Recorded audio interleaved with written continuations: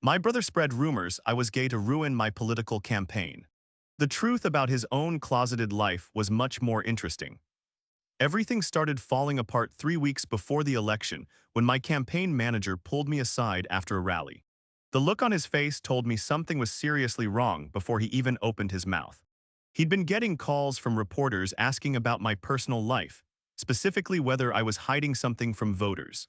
At first, I thought it was just typical political mudslinging from my opponent's camp, but then he mentioned the source. My own brother had been calling news outlets, claiming he had inside information about my sexuality. He was telling anyone who would listen that I was gay, and had been lying to constituents about my traditional family values platform. The betrayal hit me like a punch to the gut because we'd grown up together, shared everything, and despite our political differences, I never imagined he'd stoop this low. The timing couldn't have been worse since I was running for state senate in a pretty conservative district.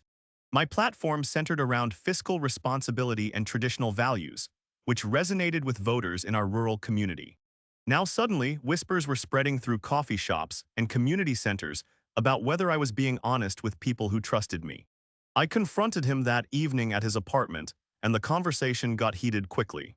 He seemed almost pleased with himself, like he'd finally found a way to get back at me for something. When I asked him why he was doing this, he just shrugged and said politics was dirty business and I should have expected it.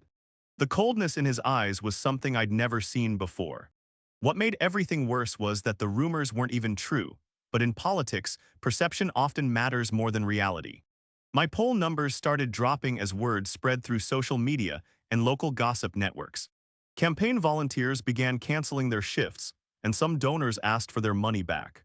The whole situation felt like watching a train wreck in slow motion.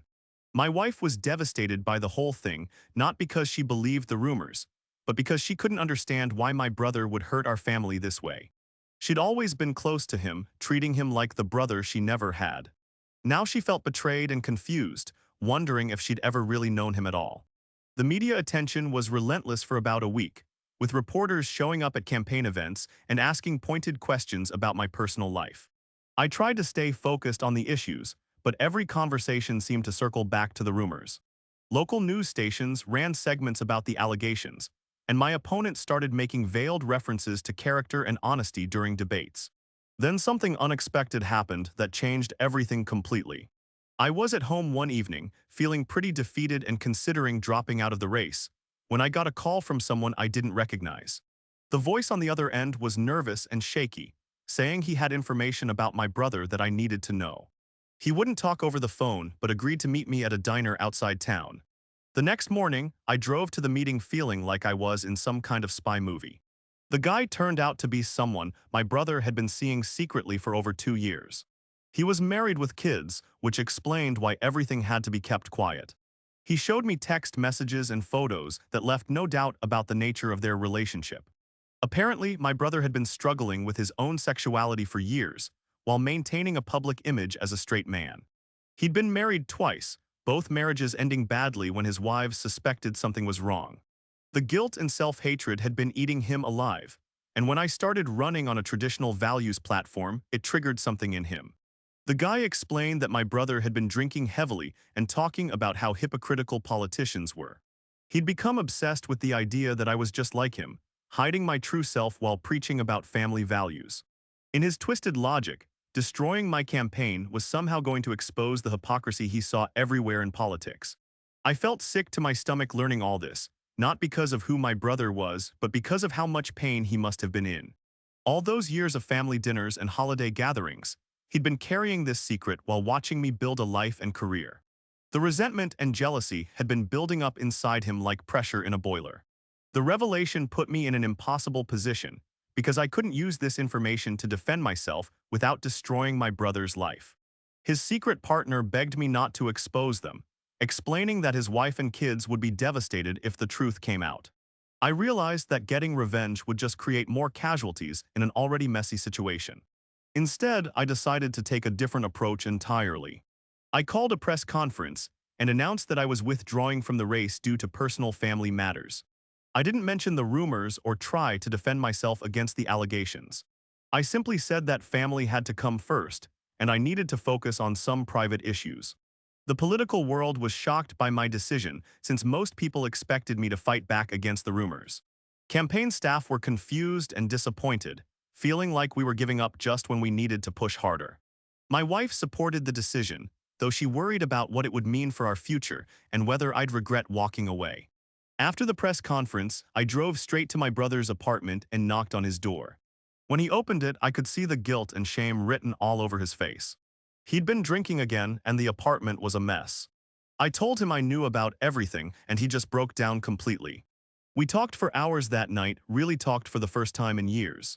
He told me about the years of confusion, the failed marriages, the constant fear of being discovered.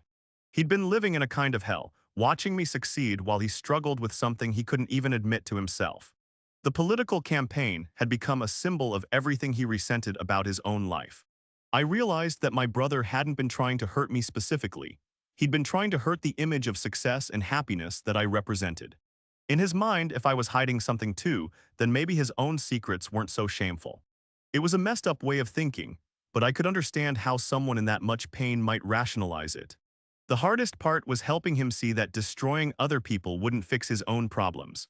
He'd been so focused on exposing hypocrisy that he'd forgotten about compassion and understanding. I told him that his sexuality didn't make him broken or wrong, but the way he'd handled his pain had hurt people who cared about him. Over the following weeks, we started rebuilding our relationship slowly. I helped him find a counselor who specialized in issues around sexuality and identity. It wasn't easy because he'd spent so many years building walls around himself, but gradually he started opening up about his struggles. The political fallout from my withdrawal was significant, and I had to deal with a lot of speculation about why I'd quit. Some people assumed the rumors were true and I'd been caught. Others thought I was just another politician who couldn't handle the heat. The truth was more complicated than either of those explanations.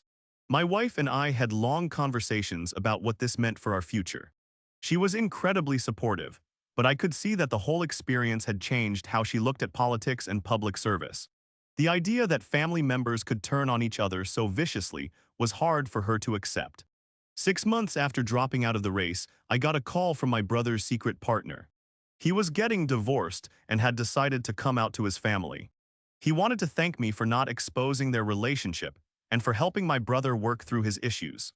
It was a reminder that sometimes doing the right thing means accepting short-term losses for long-term healing. My brother eventually came out to our parents, which was difficult but ultimately brought our family closer together. He started attending support groups and began building healthier relationships. The man he'd been seeing left his wife, and they're now living together openly. It's been a long journey, but seeing him find peace with himself has been worth everything. The experience taught me that politics often brings out the worst in people, but family relationships are more important than any campaign or office. I never ran for public office again, choosing instead to focus on community work that didn't require the same level of public scrutiny.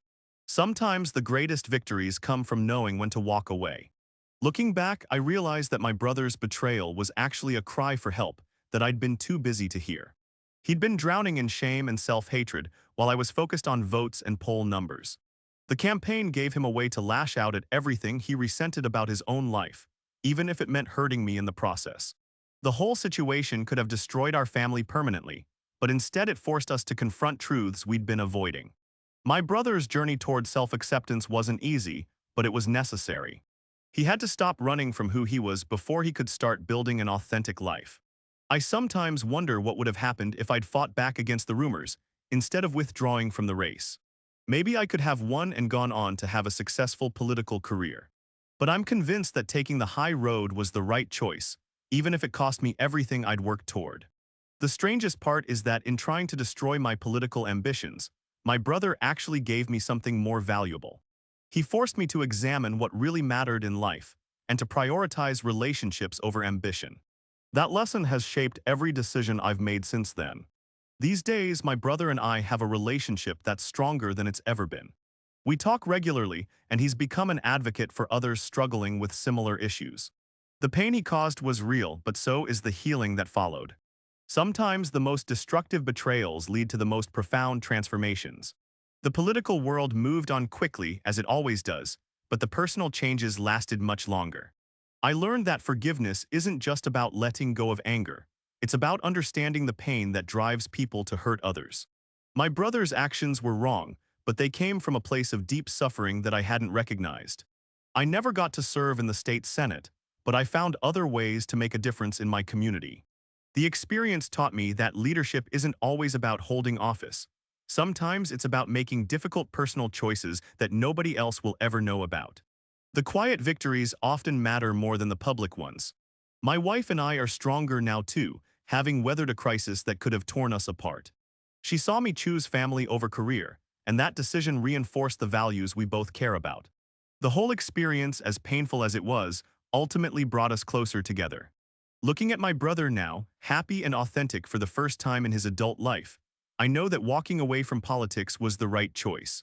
Some campaigns are worth losing if it means winning back the people you love. The votes would have been temporary, but family is forever.